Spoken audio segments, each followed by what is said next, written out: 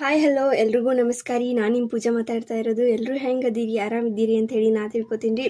So ಇವಾಗ just ನಾನು ಒಂದು ವಿಡಿಯೋ ನೋಡಿದ್ದೆ ರೀ. ಅದೇನಪ್ಪ ಅಂತಂದ್ರೆ 26ದ ಹುಡುಗಿ 40 ವಯಸ್ಸದ ಹುಡುಗಗೆ ಮದುವೆ ಆಗಿತ್ತು ರೀ. ಅದು ಕಮೆಂಟ್ ನೋಡಿದ್ದೆ ರೀ. ಭಾಳ ಜನ ಹುಡುಗರ ಮುಖ ಸಪ್ ಮಾಡ್ಕೊಂಡು ಹಂಗಿರೋವಂಥ ಕಮೆಂಟ್ ಹಾಕಿದ್ರಿ.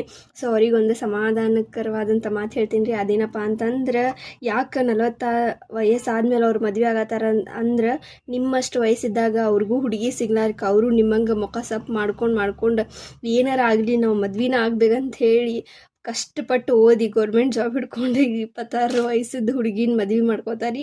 ಸೊ ಅದಕ್ಕೆ ನಿಮಗೂ 40 ವಯಸ್ಸೊಳಗೆ ಮದ್ವೆ ಆಕ್ಕೈತಿ. ಸುಮ್ಮ ಓದ್ರಿ, ಸುಮ್ಮ ಇವ್ರು ನೋಡ್ಕೊಂಡು ಯಾಕೆ ಅಷ್ಟು ತಲೆಗೆ ಹಚ್ಕೊಳತ್ತೀರಿ. ಬಡ ಬಡ ಓದಿ ನೀವು ಗೌರ್ಮೆಂಟ್ ಜಾಬ್ ಮಾಡ್ಕೊಂಡು 40 ವಯಸ್ಸಾಗ ನೀವು 26 ಹುಡುಗಿನ ಮದ್ವೆ ಮಾಡ್ಕೊರಿ ಅಂತ ಹೇಳ್ತೀನಿ ರೀ. ಸೊ ಇದ್ರ ಬಗ್ಗೆ ನಿಮಗೆ ಅನ್ನಿಸ್ತೈತಿ ಕಮೆಂಟ್ ಮಾಡಿರಿ, ಶೇರ್ ಮಾಡಿರಿ, ಅದ್ರ ಜೊತೆಗೆ ಫಾಲೋ ಮಾಡೋದು ಮರಿಬೇಡ್ರಿ ಅಂತ ಹೇಳ್ತೀನಿ. Thank you for so much.